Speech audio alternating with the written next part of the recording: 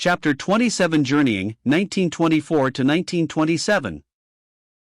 The usual conference meetings were held in Los Angeles at Christmas and in Monrovia at New Year, 1924, at which Brother McClure was present.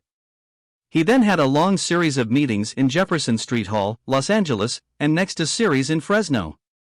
After this he began in Bethany Hall, Oakland, where he continued for 7 weeks, ministering the word to saints and the gospel to the unsaved. In all 3 places he saw precious fruit gathered in. Our brother then went to San Diego for a needed rest but was anxious to get started in tent work for the summer.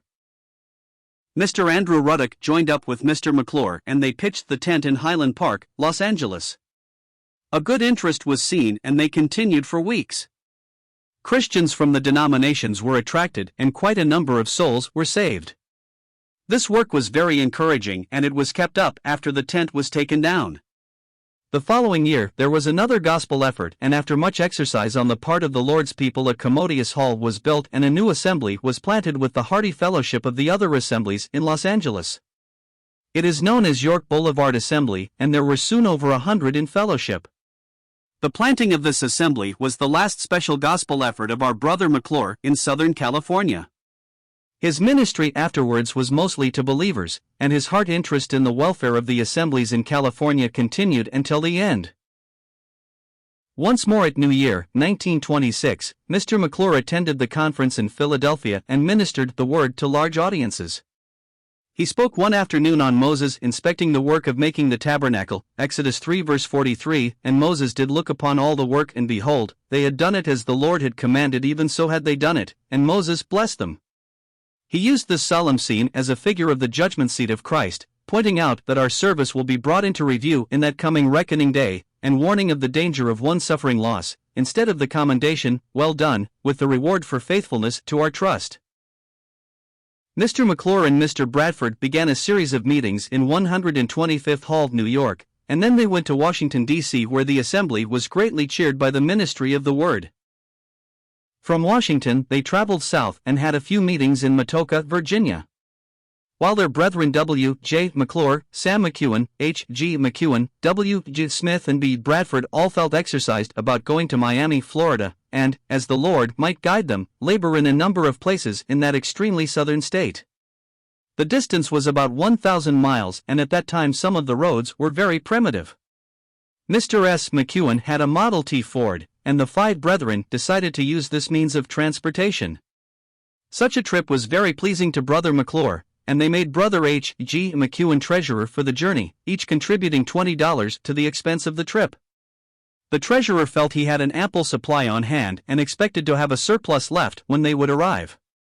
Everything was in readiness, and the brethren, with belongings packed around the car, started south.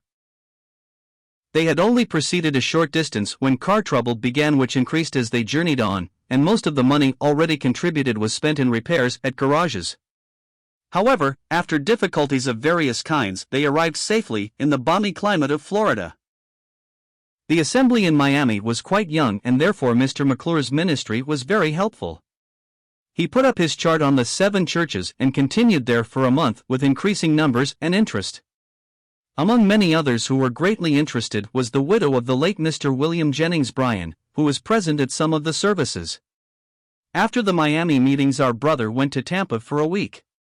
The other brethren found open doors and continued in the south, while Mr. McClure returned to Petersburg and attended the Easter conference, at which he gave very valuable help. Early in the fall of 1926, Mr. McClure began a series of meetings in the Gospel Hall, Lonsdale Avenue, Pawtucket, Rhode Island, speaking nightly from his chart, The 7 Days of Creation. From the first, there was deep interest. The large hall was filled on weeknights, and on the Lord's Day its capacity was taxed. To the Christians the ministry of Mr. McClure was unique, for he brought from his treasure things new and old, with freshness and power, and his opening up of the Holy Scriptures made many feel that therein were unsearchable riches they had never hither known. The Christians in the assembly were much stirred by the visit, and the study of the Scriptures was greatly revived. Believers from other assemblies attended the services and shared in the blessing, and many who were not associated with any assembly came regularly. While the meetings were mostly for ministry to Christians, yet there was always a word for the unsaved, and at the close of the meetings, a few precious souls had been won for Christ. During these meetings, Mr. McClure visited my home only a few miles distant, and one day, he told me he was much exercised about another trip to the British Isles, at the same time inquiring if I had any thought in that direction. Of course, he said, I always consider I am more free to take long journeys than brethren who have family responsibilities, but, he added, the Lord is able to make your way clear. I told him I also had some exercise, as it was 11 years since I visited the land of my first and second birth, but as yet I had gone no further than to make it a matter of prayer. After leaving Pawtucket, Mr. McClure went to Philadelphia and began meetings in Bryn Mawr Gospel Hall, ministering the word and illustrating his addresses by the use of a painting of the tabernacle. There also his ministry had good results. By arrangement I met Mr. McClure in Philadelphia on my way home from Pittsburgh conference. As I arrived early in the morning, he took me to a restaurant for breakfast, and while there, he again mentioned the trip to the old country. He asked some questions regarding my exercise as to going to Ireland, and whether my wife would be willing that I should take such a long trip. After some further conversation, and seeing I had come to a decision in the matter, he said, well, the Lord has put me in a position to purchase the tickets, and he handed me the amount that would cover my fare. We began to make the necessary arrangements, as to tickets, passports, permits to return, etc., with the intention of starting at the end of December after the Boston conference at which Mr. McClure was expected to be present. But, when everything was in readiness for us to leave, about 2 weeks before Christmas, our youngest girl took very ill, and her case proved to be scarlet fever. In about a week we had 5 all sick with that disease, and the house quarantined. I wrote Mr. McClure, telling of my position, and saying he had better go alone, but he replied immediately, saying, no, I shall wait until you are ready to come. He wrote very feelingly, and at the end of the letter he said, now that you are under quarantine, you will have more time to read the word and pray. That part seemed rather amusing, as with 5 patients and only 2 of us to do night and day duty it did not seem likely I would have much extra time. Writing next day to a sister in Boston, I said, I had a letter from Mr. McClure this morning and he thinks I shall have lots of time to read and pray in quietness, seeing I am under quarantine, but I can hardly get time to pray the publican's prayer. Mr. McClure was visiting her when the letter arrived and she read it all over to him. He was greatly amused and said, you can easily see I am not a family man. It was not until the early part of February, 1927, that the quarantine was lifted, for all the children recovered and none had any ill effects. Soon everything was in readiness again and we arranged to sail from Boston on the old SS Devonian for Liverpool, England. On February 10th, Mr. McClure came along and we had a baptism in Pawtucket Hall. He gave an address that night, his subject being the children of Israel going through the Jordan, shewing in type the truth of believers' baptism, the 12 stones from the desert buried in the river, and the other 12 stones taken from the bed of the river and erected upon its bank, which would cause the children later to ask, what mean ye by these stones? He opened up the teaching from Romans 6 and Colossians 3, showing the true meaning of the ordinance, the stones covered in the river, representing the old man buried, and the stones that were visible, the new Israel, the new life, as seen risen with Christ. 1 or 2 souls were saved that night. We sailed from Boston the following afternoon. The ship carried 1 class of passengers only. We gave out some gospel tracts, whereupon the doctor of the ship called out, with a sneer, we are going to have a bad trip seeing these things are being given out. However, a few were more favorably inclined. The next day, we docked at Halifax, Canada, where we were to take on cattle. We were there about 24 hours and early next morning, about 500 head of Western Canadian steers were brought aboard. The men in charge of the cattle and the veterinary surgeon gladly received gospel papers and we had many interesting conversations with them. Although it was midwinter, we had a very uneventful voyage. We arrived in Liverpool on February 22 and went to a hotel, intending to cross to Ireland that night, but while taking a walk down one of the principal streets after lunch, we heard someone call our names. Looking around, there stood Mr. A. Allen, from one of the assemblies. He said, I heard you brethren were coming, and last week I wrote Mr. J. Kate McEwen to find out what ship you were on. Where are your belongings? In the hotel. Well, you are leaving there at once and coming to my home, and you have a meeting tonight in Wallasey, and tomorrow night in another hall. In a short time, we were settled in his hospitable home, and Mr. McClure ministered the word for 2 nights to interested audiences. Thursday night we crossed to Belfast, and in the morning, Mr. William McCracken met us at the dock and we both received a hearty welcome at his home. After visiting around a few weeks, on March 17th, we went to a believers' meeting in Ballashiel, near Market Hill, my hometown. A work of grace had gone on there for some time, through Mr. McCracken and Mr. Poots, and this was the first believers' meeting. The place was filled with Christians, mostly new converts, and Mr. McClure spoke to them that day from the Pearl of Great Price. He also referred to the nameless place of John 1. To the question, "Where dwellest thou?" the Lord answered, "Come and see." The name of the place was not given, and Mr. McClure brought before the audience, "The place, where 2 or 3 are gathered together in my name, there am I in the midst of them." Matt 18:20. Mr. Mich, from Ballashiel, was at the meeting and he took us to his home, and in that town we had a week of meetings. Arrangements were then made to commence a series in Banbridge, where Mr. McClure was raised.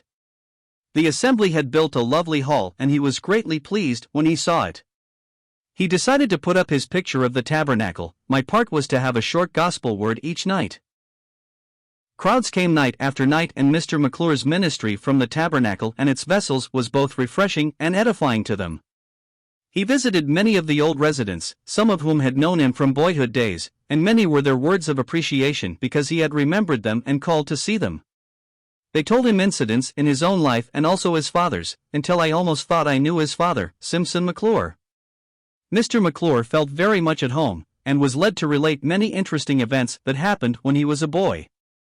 One aged brother attended every night, and he was greatly attached to Brother McClure, and delighted at the degree in which he had grown in the things of God. This brother was the companion of long ago who had taken that long, venturesome walk to Belfast with him, when they were boys together. During our stay, we were entertained by a brother and his wife. As well as being engaged in farming, this brother had a business in the town, and his wife was therefore a very busy woman.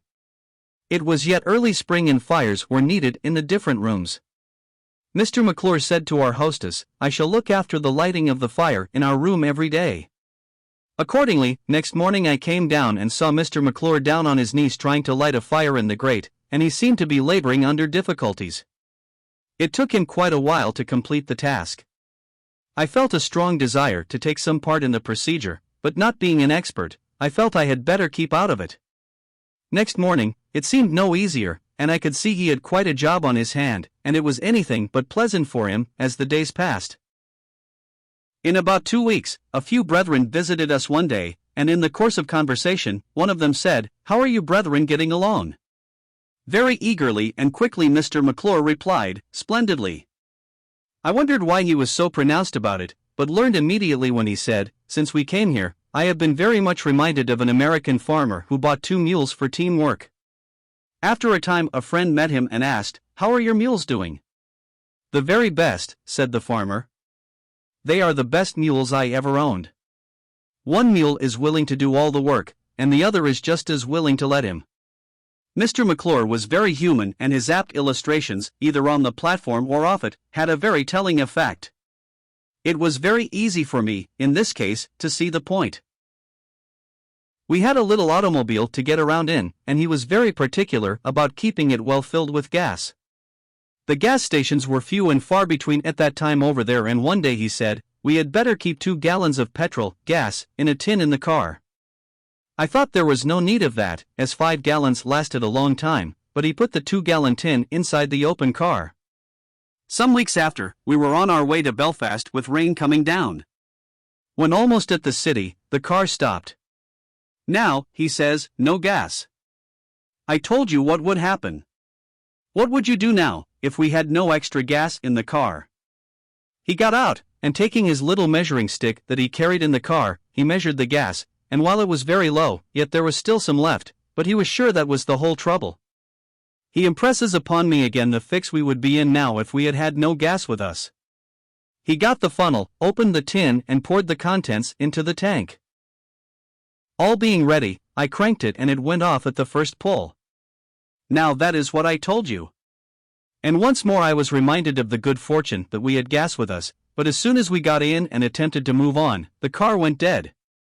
I got out and cranked for a good while with no response. At last we got a garage man. He tried it, but it remained dead.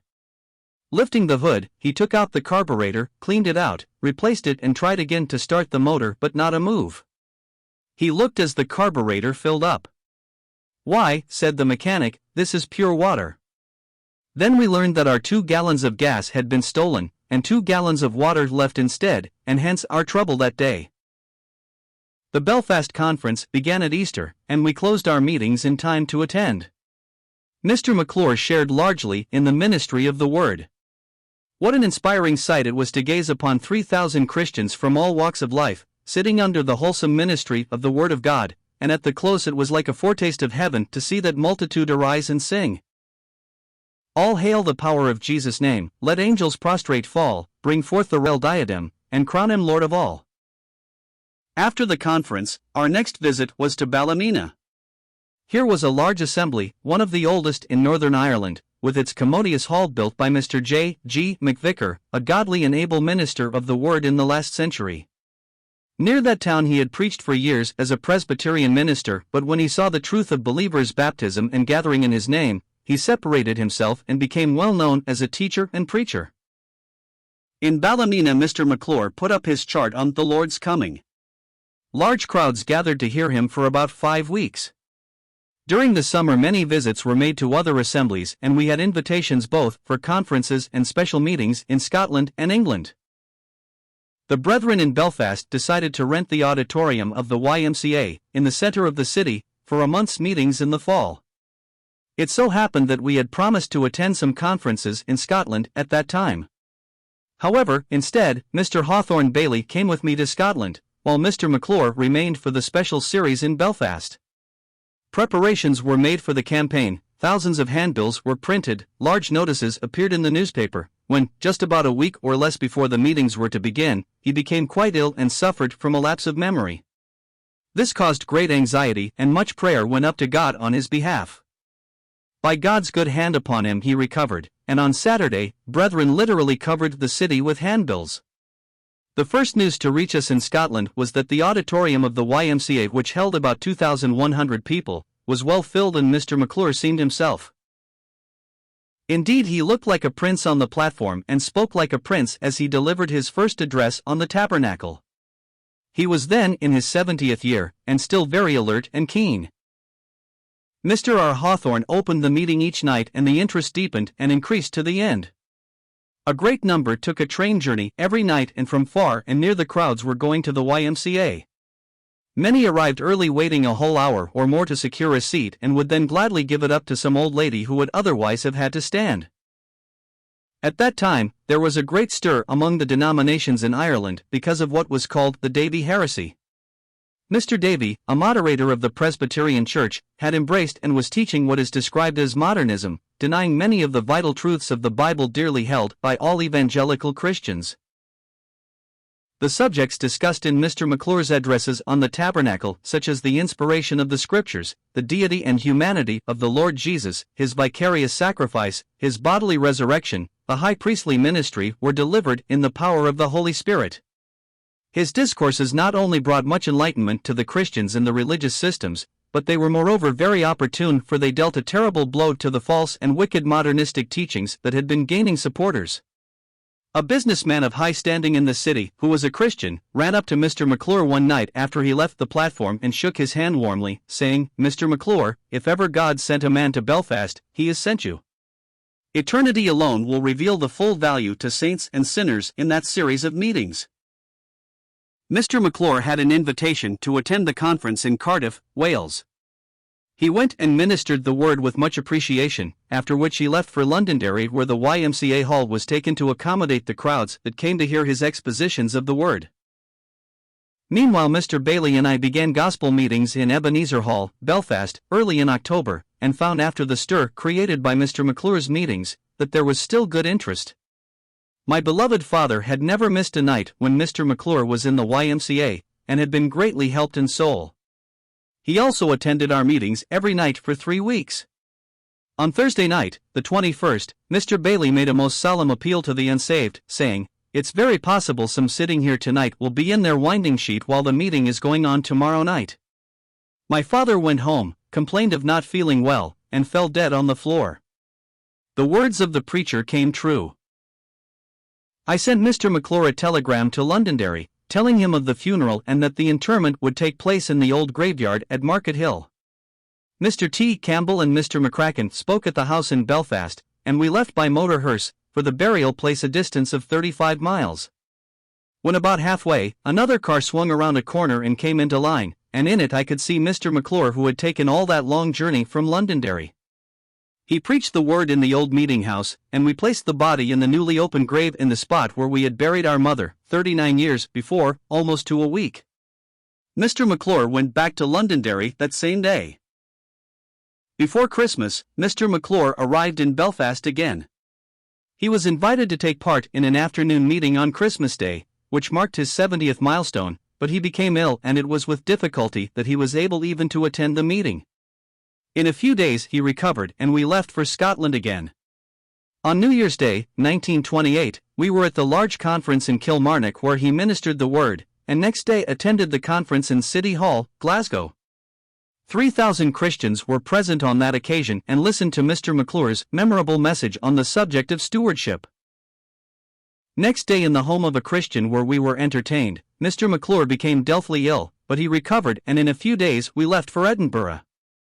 After some meetings in different assemblies, I left him to return to Belfast, to make preparations to sail for the United States. Mr. McClure decided, however, to remain for a little longer, and he made a number of appreciated visits to assemblies in England, Scotland and Ireland, and was in Belfast again for the Easter Conference. Early in May, after I had left for home, he decided to return to the United States. He wrote me, saying he had arranged to sail on a certain date and that two preachers, Mr. William McCracken and Mr. George Gould, Jr., were to accompany him.